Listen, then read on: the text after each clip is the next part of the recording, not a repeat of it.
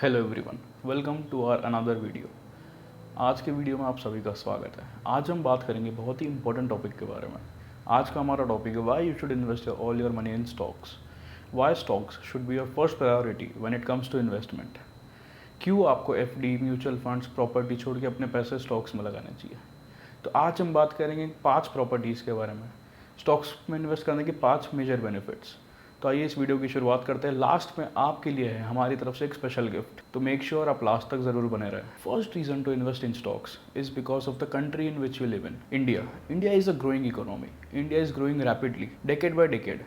There are new major advancement when it comes in technology, infrastructure, medical or other services. India has been the first preference of all the investors across the globe. Government of India भी काफ़ी अच्छे steps ले रही है India के businesses को boost करने के लिए और एक स्टार्टअप्स को एक नई उड़ान देने के लिए। जैसे कि आप सब डेटा के थ्रू जानते हैं कि पिछले 2 सालों में इतने सारे यूनिकॉर्न सिर्फ इंडिया से निकले, which is the highest across the globe. As you know, when you purchase stocks, you purchase a part of the company. So when you purchase a part of the company and the company grows, so definitely your investment grows. Second important point why you should invest in stocks is because it gives you a diversified investment opportunity. Stocks में invest करने से आप sector specific investment कर सकते हो। For example, अगर आप EV sector को लेके बहुत ज़्यादा पॉजिटिव हो, अगर उस ईवी सेक्टर में आपको बहुत ज़्यादा स्कोप दिखता है, तो आप ईवी सेक्टर में इन्वेस्ट कर सकते हो। अगर आप ऑटोमोबाइल्स को लेके, फार्मा को लेके, मेडिकल को लेके, which ever sector you like, जो सेक्टर आपको पसंद है, जिस सेक्टर के लिए आप बुलिश हो, उसमें आप स्पेसिफिकली इन्वेस्ट कर सकते हो। सो स्टॉक से हमें ये फ़ायदा होता है कि हम एक पर्टिकुलर सेक्टर में इन्वेस्ट कर सकते हैं, अपने पैसे उस सेक्टर में इन्वेस्ट कर सकते हैं। Third major point to invest in stocks is that demand and supply are not major drivers of your investments value.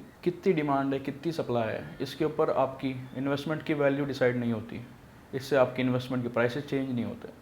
आपकी इन्वेस्टमेंट के अगर प्राइस चेंज होते हैं तो सिर्फ और सिर्फ कंपनी के वैल्यूएशन और परफॉर्मेंस पे। So stocks are very much valuation and performance driven investments and not demand and supply driven investment. Third important point is it's tight spread. Spread is that gap between the selling price and the buying price. आप जिस price पे cell करना चाहोगे आपको उसी price पे buyer मिलेगा। आपके दोनों के डिमांड और सप्लाई में कोई ज़्यादा डिफरेंस नहीं आएगा। आपके आस्किंग वैल्यू और ऑफरिंग वैल्यू में कोई बहुत बड़ा गैप नहीं होता। आप जिस वैल्यू पे ऑफर करोगे वो अगला उसी वैल्यू पे खरीदेगा। So you will get a buyer for whichever the price you wish to sell. Fourth important point is liquidity. Liquidity क्या होती है? Liquidity is the ability to cash in your assets. जितना ज़्यादा आपका asset liquid होगा उतने जल्दी आप उसे सेल आउट करके, उसे ट्रेड करके उसके बदले में लीगल टेंडर या कैश ले सकते हो। Stocks are very liquid. आप जब चाहो, जिस प्राइस पॉइंट पे चाहो, मार्केट आवर्स में आप अपने स्टॉक्स को सेल कर सकते हो, उन्हें लिक्विडेट कर सकते हो और विद इन 2 days आपके अकाउंट में बैलेंस शो हो जाता है। Fifth and the most important point is you can start investing with as low as 20 पैसे, 50 पैसे और 1 रुपीज। ऐसे भी स्टॉक्स है जो मार्केट में सिर्फ 10 पैसे के, 5 पैसे के, 20 पैसे के अवेलेबल है। तो आपके पास इन्वेस्ट करने के लिए बहुत बड़ी अमाउंट होना जरूरी नहीं है। आप मिनिमम